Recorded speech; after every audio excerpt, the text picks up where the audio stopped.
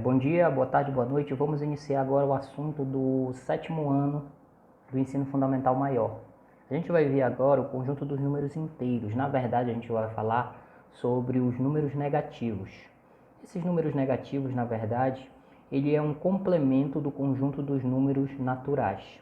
Então aí no apostilado está escrito assim, conceito. Ele vai fazer uma situação-problema para introduzir o aparecimento desses números negativos. Aí o conceito é assim, ó. Imagine a seguinte situação. Marcelo tem uma conta bancária de R$ 250. Ao fazer uma compra, pagou com um cheque no valor de R$ 150. Quanto sobrou na conta de Marcelo depois dessa compra? Para saber, calcule-se a diferença. Olha, 250 que ele tinha, menos 150, sobrou na conta dele R$ 100. Fácil, fácil. Ele ainda terá na conta R$ 100. Continuando. Imagine agora que Marcelo resolva fazer uma nova compra, gaste R$ 130. Quando sobrará na conta bancária de Marcelo depois dessa compra? Novamente, calcula-se a diferença. Só que como tinha 100 e ele gastou 130, os bancos algumas vezes têm a possibilidade de dar um crédito para a pessoa. Então, quanto vai sobrar? Aí já inicia a sugestão de começar com os números negativos. Aí surge um problema. Como vamos tirar 130 de 100? Para resolver estas e outras situações semelhantes, foram inventados os números negativos. Vamos indicar 100, que era o que ele tinha na conta, e menos 130 foi o que ele gastou. Nesse caso aqui, uma dívida, só para de início, uma dívida de menos 30. Continuando. O sinal de menos, esse aqui, antes do número 30, indica que o saldo bancário de Marcelo está negativado ou negativo em R$ 30. Ele está devendo R$ 30 ao banco. Ou seja, já que ele gastou a mais, ele deve R$ 30. Aí imagine outra situação. Durante o dia, no deserto do Saara, a temperatura pode chegar a 50 graus Celsius, mas à noite a temperatura pode chegar a menos 10 graus Celsius. O sinal de menos indica a temperatura de 10 graus negativos, ou 10 graus abaixo de zero. Então a gente tem duas indicações para o número negativo. Ou é um saldo devedor, deve alguma coisa, ou é uma temperatura abaixo de zero, negativo. Aí a gente introduz esses números negativos. Representação.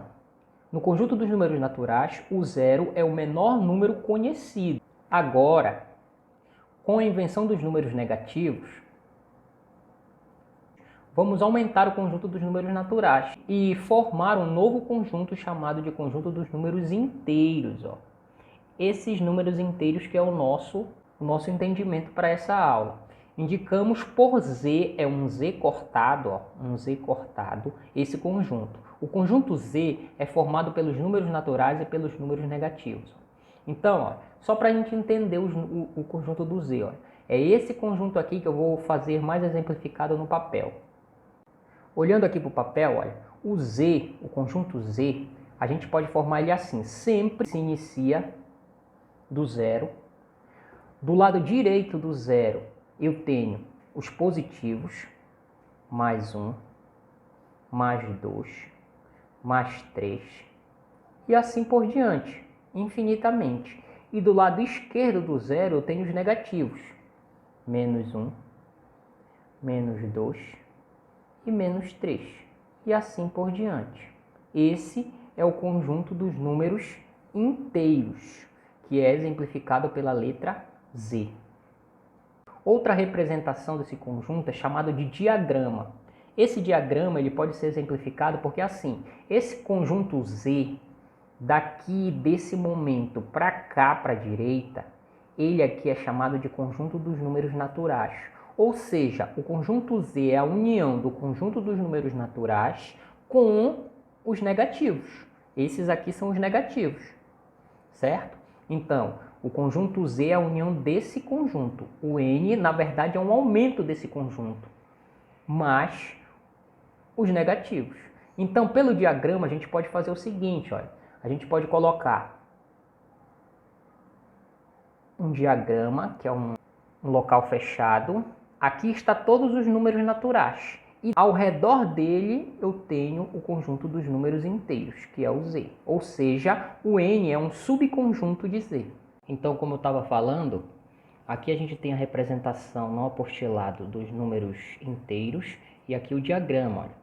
Isso aqui, ou seja, N está contido em Z. O conjunto dos números naturais está contido nos números inteiros. Ó, os números 1, 2, 3, 4 e assim por diante são considerados números positivos. Portanto, podem ser escritos da seguinte forma: mais 1, mais 2, mais 3 e mais 4.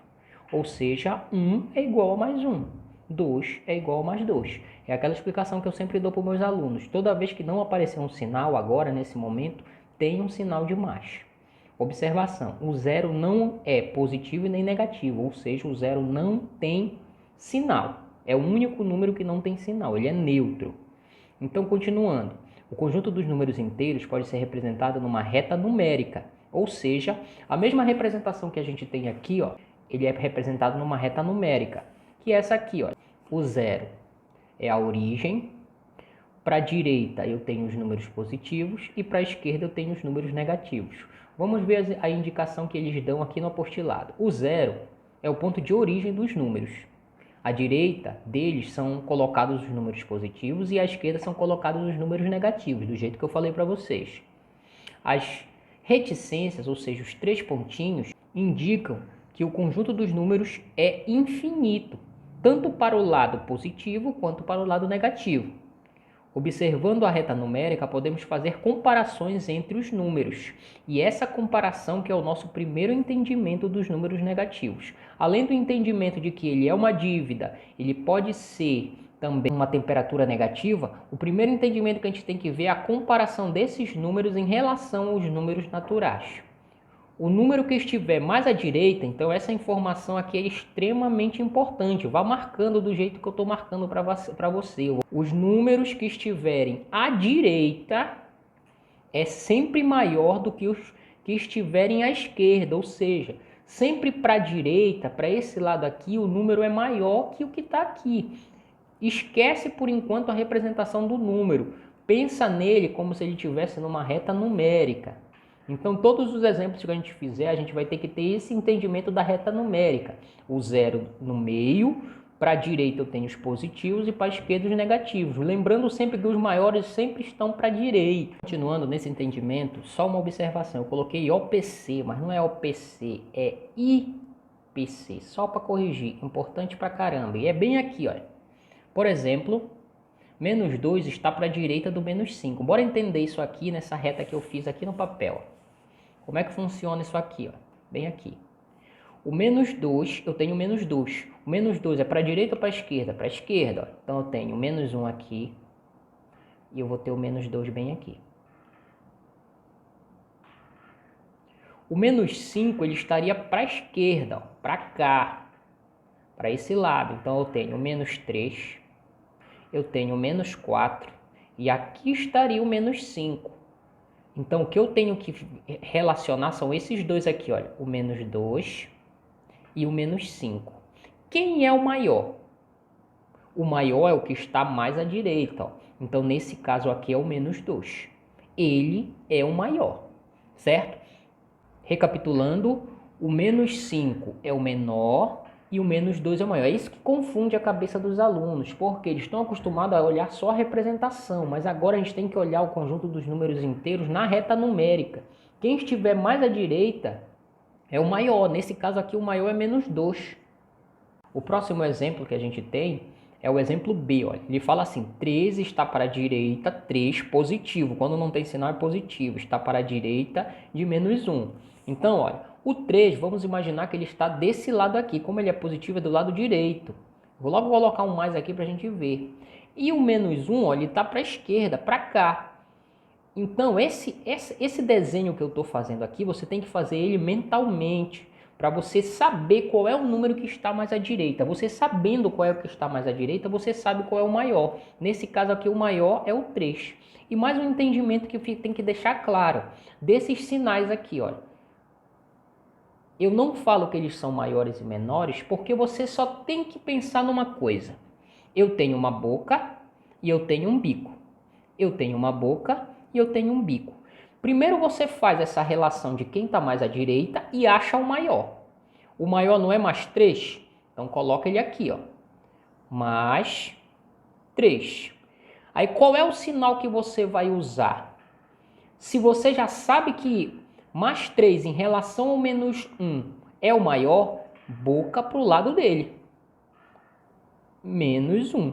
Preste atenção que na prova eu não vou pedir para você falar como é o nome desse sinal. Eu só quero que você indique, faça uma relação entre dois números. E pronto.